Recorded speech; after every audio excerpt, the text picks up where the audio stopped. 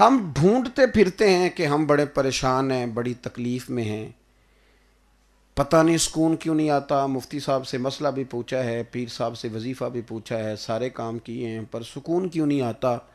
तो मेरे भाई बड़ी सादी सी बात है, अगर कपड़े आपके मैले कुचैले हों तो आप बेसुकून रहते हैं, तो अगर दिल मैला कुचैला हो। असल बेसुकूनी की वजह पता क्या होती है कि अंदर हसद होता है, अंदर तकब्बुर होता है। बेचैनी की असल वजह ये होती है कि हमारे अंदर बुग़्ज़ होता है, इल्ला माशाअल्लाह। और गुनाह की तारीफ़ ये है कि मा हाका फ़ी सदरिक, जो सीने में खटकता है, हम परेशान होते हैं। असल रट्टा ये होता है कि मैं जल रहा होता हूँ और मानने को तैयार भी नहीं होता, जल रहे होते हैं। वो जलन बेचैन करती है, बेसुकून करती है। इतनी कोशिश हम माल कमाने के लिए नहीं करते जितनी खुशी हमें उस वक़्त होती है जब जिससे हम हसद कर रहे होते हैं, जब उसका माल ज़ाया होता है, जब उस पर कोई आजमाइश आती है। और मैंने अपने बेगानों में ये बात देखी है कि वो अपना जो बिल्कुल खरा है अपना है, लेकिन उस पर कोई मुसीबत आती है ना, तो अपने भी बड़े राज़ी होते हैं और एक दूसरे के कानों में कहते हैं वेख्या उनकी बड़े हैं। असल बात यह है कि हसद होता है। हसद आपके लिए सुहाने रूह बन जाता है, आप जो मर्जी करें आपको सुकून नहीं लेने देता। मतलब वो दौड़ लग जाती है ना, वो देवरानी कहती है अपने खामा से कि जेठानी ने फ्रीज़र ले लिया है, अब बचती तब उन जब मेरे घर भी आए। जैसे मर्जी करें, जिधर से मर्जी लाएं, ज़िंदगी में हसद ना करें। मेरे आला हज़रत बरेलवी, आला हज़रत फाज़िल बरेलवी मलफूज़ात शरीफ में फरमाते हैं, हसद करने वाला बंदे पर एतराज़ नहीं करता। आला हज़रत कहते हैं हसद करने वाला तो अल्लाह की तकसीम पर एतराज़ करता है। वो तो एतराज़ कर रहा है अल्लाह की तकसीम पर कि उसको क्यों दिया है, उसको क्यों दिया है, मुझे देना चाहिए। तो डायरेक्ट रब पर एतराज़ कर रहा है। माज़अल्लाह सुम्मा माज़अल्लाह, नकले कुफर कुफर न बाशा। दोस्तों हसद ना करें, जब भी करें रश्क करें, कहें क्या बात है या अल्लाह उसे दिया है तो मुझे भी दे। आप ना, हमारे मिजाजों के अंदर रश्क नहीं रहा, इसलिए हम ना इल्म किसी का मानते हैं, ना फजल किसी का मानते हैं, ना तकवा किसी का मानते हैं। हम कहते हैं कोई बचा ही नहीं, एक मैं ठीक हूँ और एक जो मेरे पीछे चल रहे हैं वो ठीक, बड़ी मेहरबानी, हो गया जी, मैंने कबूल कर लिया। अब आप सुने दोस्तों, रश्क करें। जनाब आयशा सिद्दीक़ा रदी अल्लाह ताला अन्हा फरमाती हैं, मैंने सारी ज़िंदगी सैयदा खतीजतुल कुबरा पे रश्क किया, सारी ज़िंदगी रश्क किया है मैंने। क्या शान थी उस बीबी की जिनकी उम्र भी हुजूर से 15 साल ज़्यादा थी, निकाह भी 2 दफ़ा पहले हो चुका था, लेकिन मेरे रसूल करीम ने अपनी तमाम हयात ज़ाहिरा में उस खातून की वफ़ाओं को याद किया है।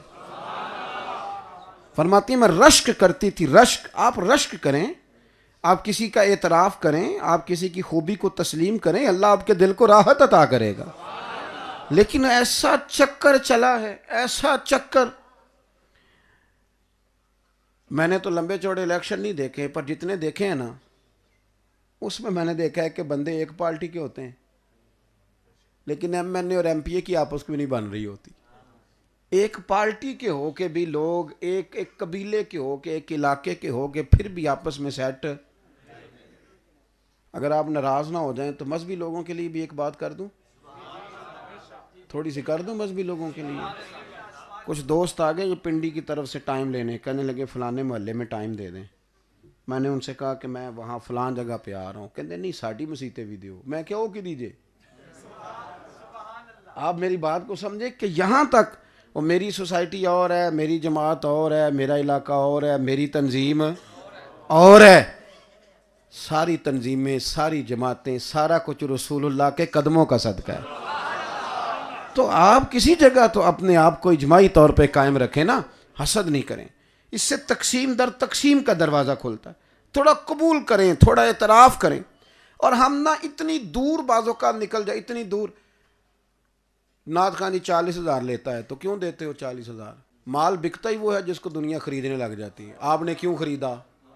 आपने मार्केट बनाई, आपने ख़राबी की, अब एतराज़ भी आप कर रहे हैं। आपने ख़राबी की, क्यों मार्केट बनाई? ना आप ये चीज़ें खरीदते ना बिकती। भाई माल बिकता वो है ना, बिकता वो है ना जिसका कोई ख़रीदार हो। तो क्यों आप ऐसी चीजें खरीदते हैं? आपने खरीदा तो किसी ने अपना, आप बेचा ना। मेरी बात की समझ आ रही है? हम ना बहुत सारी चीजों में ज्यादती करते हैं, उससे हमारे दिल को तकलीफ होती।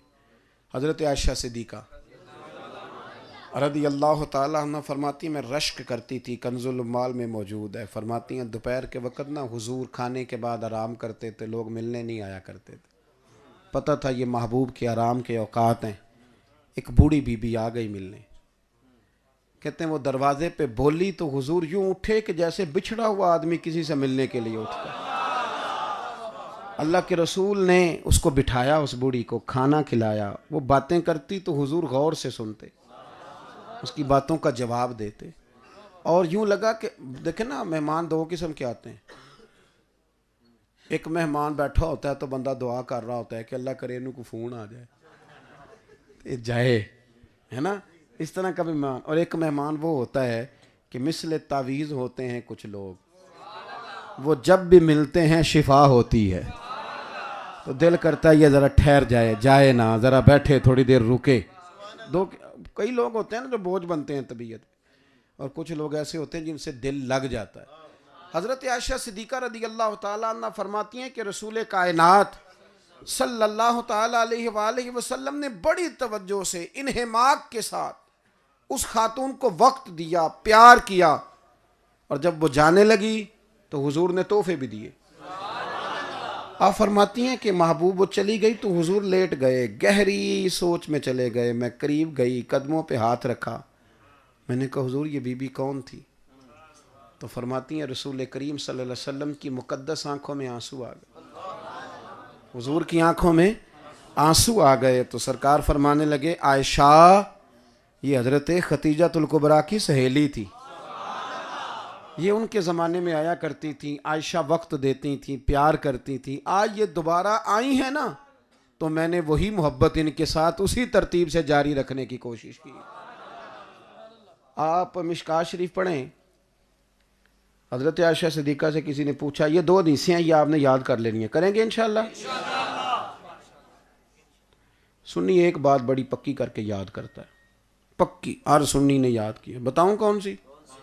रहन दो, नहीं दसते। बता दूं? वो पता केड़ी? मैं तो एडा पढ़िया ही नहीं, सारे सुनिया ने याद की थी। जब कोई बंदा बात करता है कहते जी मैं तो एडा पढ़िया, तो जेड़ा तुहानू पूछण दिया उन्हें कदों PhD की थी? वो आपके साथ का ही है, आप जवाब ही नहीं देते। हालांकि पढ़े लिखे हैं। कितने जुमे पढ़ते हैं आप? मुफ्ती साहब के पास पढ़ते हैं, लामा साहब के पास पढ़ते हैं। पढ़ते हो कि नहीं पढ़ते? तो मेहरबानी करो थोड़ा वक्त ना ला दिया करो जुमे वाले दिन, उसको याद करें।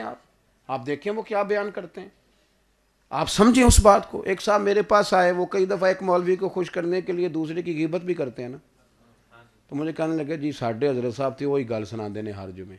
मैं कि जी इस जुमे उन्हें सुनाई वो सुना हाँ ज़रा, उसको फिर याद ही नहीं आ रही थी। मैं एवं पे मैनू राज़ी करना है, कच्ची पक्की बातें माना ही कोई नहीं। थोड़ा सा तवज्जो दें। बेटे बैठ जाओ, बच्चों को बिठाएं जी प्यार से। आप मेरी बात सुने जी। 2 हदीसें आपने याद कर लेनी है। पहली हदीस के रावी, ये दोनों मिशकात में, हज़रत आयशा सिद्दीक़ा। हज़रत आयशा सिद्दीक़ा रदी अल्लाह ताला अन्हा से किसी ने पूछा कि नबी पाक अलैहिस्सलाम को सबसे ज़्यादा प्यारा कौन था? तो हज़रत आयशा सिद्दीक़ा फरमाने लगी सैयदा फ़ातिमा ज़हरा। उस शख्स ने कहा कि ये तो आपने औरतों में से बताया, तो मर्दों में से? तो हज़रत आयशा फरमाने लगी कि जनाब फ़ातिमा के शौहर मौला अली शेर खुदा। इसी मिशकात, ये रश्क है, इसी मिशकात में हदीस है। हज़रत अली से किसी ने पूछा कि नबी पाक सल्लल्लाहु अलैहि वसल्लम को सबसे ज़्यादा प्यारा कौन है? तो कहने लगे अबू बकर सिद्दीक। उसने कहा औरतों में से? तो कहने लगे उनकी बेटी आयशा सिद्दीक़ा। अब आप इस पहलू को समझ लें, वो उन पर रश्क कर रहे हैं और वो उन पर रश्क कर रहे हैं। ये रश्क है। रश्क करें, प्यार करें, मोहब्बत करें। थोड़ा सा ना, हमारे तो अब तरीक़त में यूँ होने लगा है कि हर मुरीद कहता है मैं ना हज़रत साहब ने रिड़क के ना तो मक्खन काट के ले आया, बाकियाँ जो कि लस्सी बची। सारे मक्खन ले गए, सारे ही। जिस खलीफे को पूछो वही खलीफा आज़म निकल आता है। सारे ऐसे ना करें। आपने अपने शेख के फैज़ को महदूद कर दिया कि वो सिर्फ एक बंदे के लिए था। बुजुर्गों का फैज़ तो चमकते हुए चांद की तरह होता है। जो भी नजर उठाता है उसकी आंखें रोशनी से भर जाया करती है। तो रश्क करें जिंदगी में असद। आप दुआ क्यों नहीं करते कि या अल्लाह उसे दिया है तो तेरे खजानों में कमी तो नहीं, मुझे भी तो अता करें। आप यकीन करें आपका दिल ठंडा होगा, आपको सुकून मिलेगा। दूसरी बात ना, आहिस्ता आहिस्ता लोगों में तकब्बुर आ गया। ये जो बंदा कहता है ना आजकल कोई बंदा भी चंगा नहीं लभदा, असल में ये मानता नहीं। बुनियादी तौर पे इसमें तकब्बुर आ गया। इसे अपने से ज़्यादा अच्छा कोई दिखाई देता ही नहीं। ये दलाइल देता है कि दुनिया में सिर्फ मैं ठीक हूँ।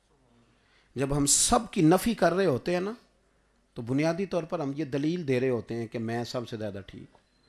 फिर हम अपनी ज़ात से प्यार करना शुरू करते हैं, इतनी मोहब्बत करते हैं अपने आप से, इतनी मोहब्बत करते हैं कि हर वक्त अपना ही जिक्र करना, अपनी ही तारीफ़ करना, अपने बारे में अच्छे कलिमात कहना और अपने आप को ही काबिल ताज़ीम समझना। अपने आप को। मैं भी लाला मूसा में था आपकी बार। ये हमारे जो नकीब होते हैं ना, ये हमसे प्यार करते हैं, मोहब्बत करते हैं। लेकिन कभी कभी ना ये जब नकीब बोल रहे होते हैं तो मैं अपना आप तलाश कर रहा होता हूँ कि मेरी ही गल कर देना पे। इसलिए कि मन आनम के मन दानम, जो हम हैं उसका हमें पता तो है ना। कुछ ना किसी जगह पे हमें ये भी बीमारी होती है कि मेरी तारीफ़ की जाए, तारीफ़ की जाए। औरतों में ज़्यादा होती है, वो तो कह भी लेती हैं कि तुमने तारीफ़ ही नहीं की थी, इतना अच्छा खाना पकाया है।